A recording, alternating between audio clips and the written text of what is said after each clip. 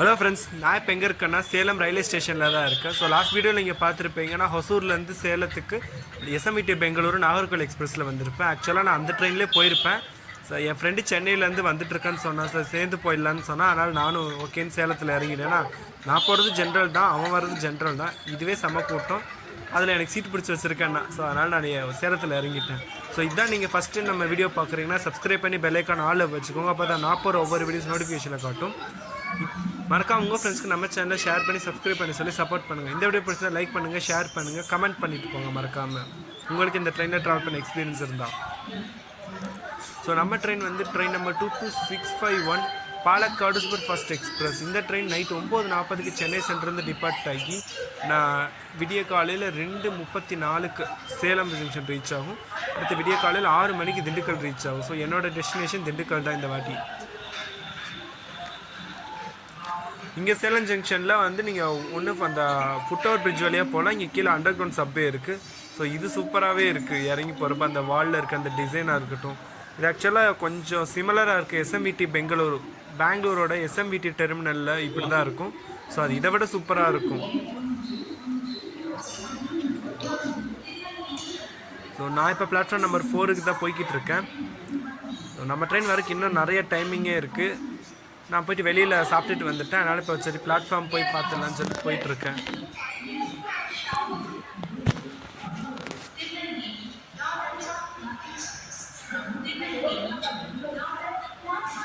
இங்கே அண்டர் கிரவுண்டில் வந்து உங்களுக்கு இந்த எஸ்கலேட்டர்லாம் கிடையாது, படிக்கட்டில் ஏறி போகிற மாதிரி தான் இருக்கும்.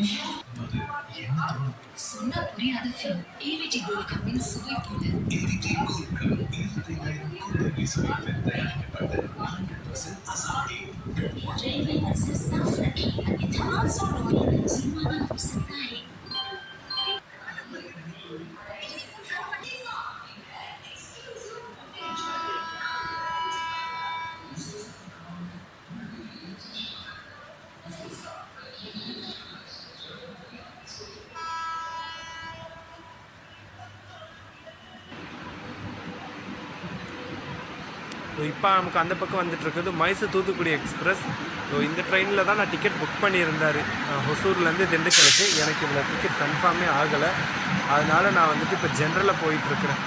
ஸோ ஃபஸ்ட்டு நாகர்கோவில் எக்ஸ்பிரஸில் ஜென்ரலில் வந்தேன்.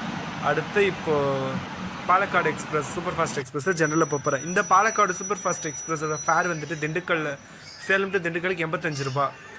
இங்கே சேலம் ஜங்ஷனில் இந்த ரயில்வே ஸ்டேஷன் பிளாட்ஃபார்ம் நம்பர் 4ல் இருக்க ரயில்வே ஸ்டேஷனுக்கு வெளியே வந்து பார்த்தேன். வெளியில் ஃபிஷ் டேங்க் வச்சுருக்கோங்க, செம்மையாக இருக்குது பார்க்குறதுக்கு. அதில் இருக்க அந்த ஃபிஷ்ஷும் இந்த லைட் செட்டிங்க்கும் சரி பார்த்து முடிச்சுட்டு நம்ம ட்ரெயின் வரக்கு டைம் ஆயிடுச்சு. ஆக்சுவலாக 2:35 வர வேண்டிய ட்ரெயின் ரொம்ப லேட்டாக தான் 3 மணிக்கு 3:15 தான் உள்ளே வந்துச்சு. ஸோ தூரத்தில் வந்துட்டுருக்கா நம்ம ட்ரெயின்.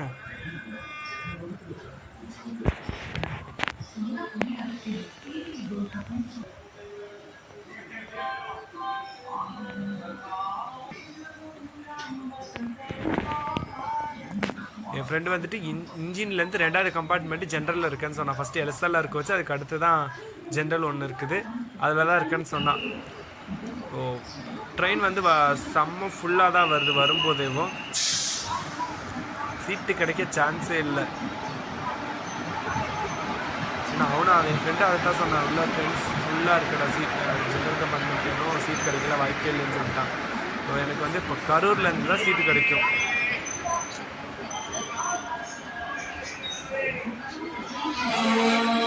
இந்த கம்பார்ட்மெண்ட்டில் தான் நான் இதாக இருக்கிறேன். என் ஃப்ரெண்டு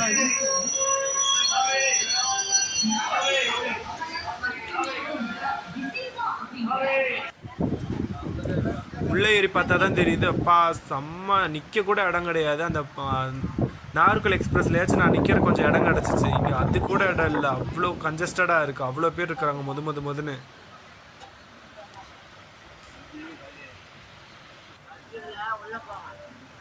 ஸோ நம்ம ட்ரெயின் இப்போ சேலம் ஜங்ஷன்லேருந்து டிபார்ட் ஆகிடுச்சு டுவர்ட்ஸ் திண்டுக்கல். இந்த ட்ரெயினுக்கு திண்டுக்கல்லேருந்து ரிவர்சல் எடுத்து திண்டுக்கல்லேருந்து ஒட்டஞ்சத்திரம், பழனி, உடுமலைப்பேட்டை, பொள்ளாச்சி, பாலக்காடு டவுன், பாலக்காடு ஜங்ஷன். இது பாலக்காடு டவுன் போய் பாலக்காடு ஜங்ஷன் போய், இது கோயம்புத்தூர் போகாது. மற்ற ட்ரெயினில் பார்த்தீங்கன்னா சேலத்துலேருந்து ஈரோடு, திருப்பூர், கோயம்புத்தூர், பாலக்காடுன்னு அப்படி போயிடும். இது கொஞ்சம் சுற்றிட்டு போகுது. நாளைக்கு காலையில் இன்னைக்கு காலையில் விடிய காலையில் 9:30 மணிக்கு இந்த ட்ரெயின் பாலக்காடு ஜங்ஷன் போகும். காலையில் 6 மணிக்கு நம்ம ட்ரெயின் வந்து திண்டுக்கல் ஜங்ஷன் ரீச் ஆகிடுமா. ஆப்பில் அப்படி தான் போட்டிருக்கு. இப்போதைக்கு பார்க்குறதுலேயே அப்படி தான் காட்டுது. ஆனால் ட்ரெயின் வந்ததே லேட்டு, அதனால் பார்க்கலாம் கரெக்ட் டைமுக்கு போகுதா இல்லையான்னு. நம்ம ட்ரெயினுக்கு இப்போ சேலத்துக்கு அடுத்து ஸ்டாப்பிங்னு பார்த்தா ராசிபுரம், நாமக்கல், மோகனூர், அடுத்து கரூர் வெட்ட, அடுத்து டைரெக்டாக நம்ம ட்ரெயினுக்கு திண்டுக்கல் தான் ஸ்டாப்பு. இடையில வேறு எங்கேயுமே ஸ்டாப் கிடையாது.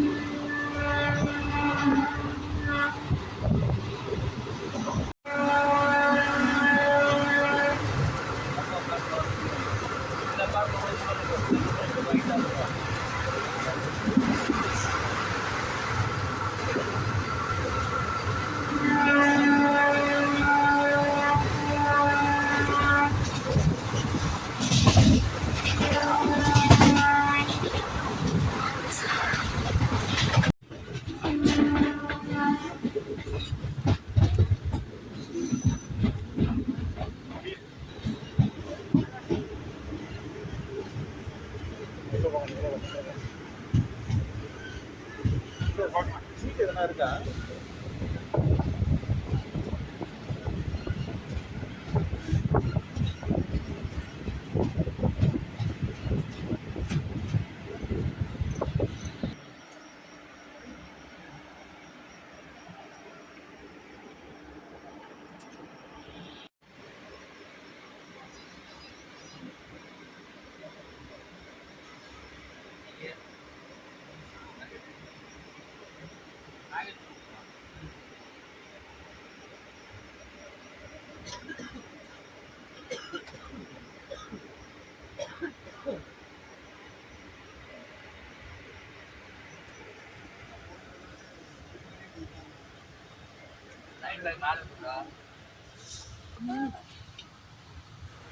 நம்ம ட்ரெயின் இப்போ ராசிபுரத்துலேருந்து டிபார்ட் ஆகிடுச்சு. அடுத்து நமக்கு நாமக்கல் தான் ஸ்டாப். உள்ளே பார்த்தீங்கன்னா எப்போ எல்லோரும் பாதிக்கு மேலே 3/4 பேர் தூங்கி வலிகிறாங்க. ஏன்னா மிட் நைட் வேறையா, அதனால் சொல்லவே முடியாது. தூக்கத்தை கெடுத்து தான் இந்த ஜென்ரல் ஜெர்னி போய் ஆகணும். காலையில் வீட்டில் போய் தான் நிம்மதியாக தூங்க முடியும்.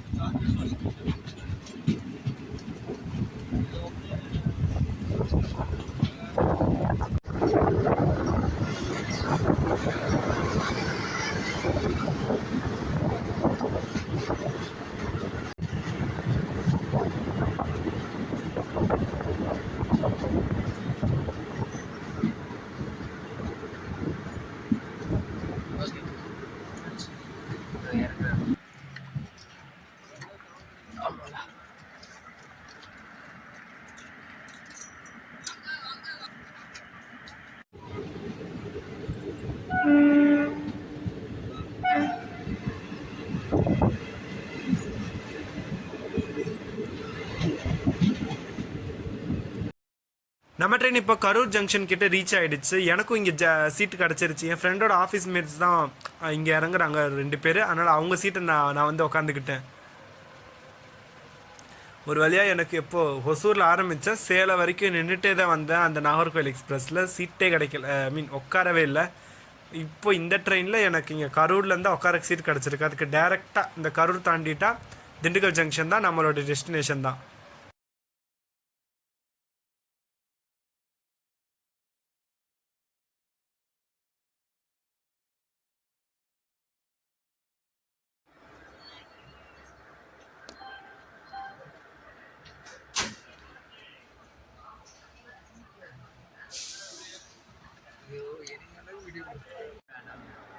அதுலேயே வேணாம்டா, திவ்யா விஷயம் வீட்டுக்குள்ளேயே வச்சுக்கோ. அதனால தான் நான் அவன்கிட்ட ஒரு வார்த்தை பேசாமல் இருக்கேன். எவன்டா நேரத்தை இருக்காரு?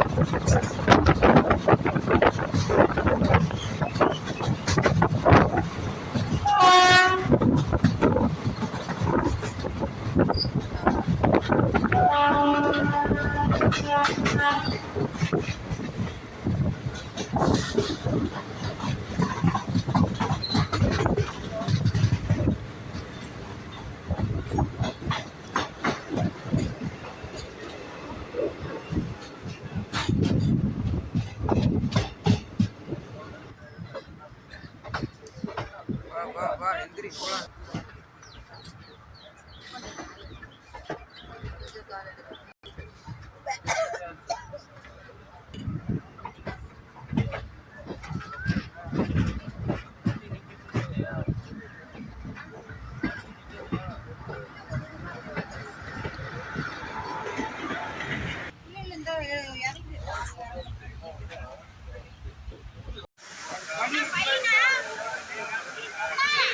ஃபைனலாக நான் டைமுக்கு நம்ம ட்ரெயின் திண்டுக்கல் ஜங்ஷன் ரீச் ஆகிடுச்சு. ஸோ நான் என்னோடய டெஸ்டினேஷன் இதுதான். இந்த ஜேர்னியில் இது திண்டுக்கல் வரைக்கும் தான் நான் ட்ராவல் பண்ணுறேன். ஸோ இது எதுக்கு வந்தேன்னா நான் டிஎன்பிசி எக்ஸாம் எழுதுறதுக்காக வந்தேன். எனக்கு சென்டர் வந்து இங்கே வத்தலவனில் போட்டிருக்காங்க, அதனால் நான் வந்தேன் இங்கே எழுதுறதுக்கு. ஸோ இப்போ இந்த லோக்கோவை இங்கே டிட்டாச் பண்ணிவிட்டு அது பின்னாடி அந்த பக்கம் பின்னாடி பக்கமாக போய் இதை அட்டாச் பண்ணிவிடுவாங்க. இங்கேருந்து நம்ம ட்ரெயினுக்கு ரிவர்சல்.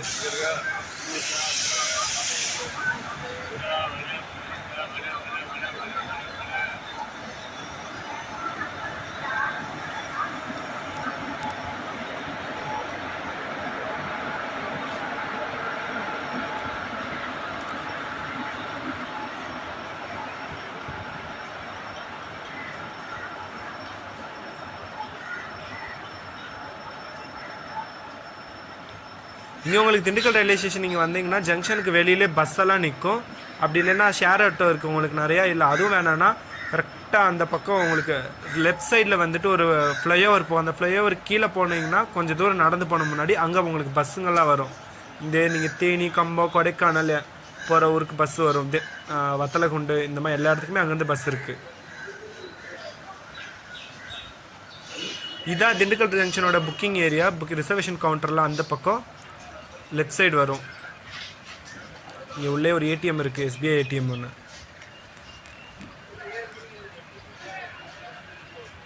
அவ்வளோதான், இந்த வீடியோ இதோட முடியுது. இது வரைக்கும் பார்த்து சப்போர்ட் பண்ணதுக்கு தேங்க்ஸ்.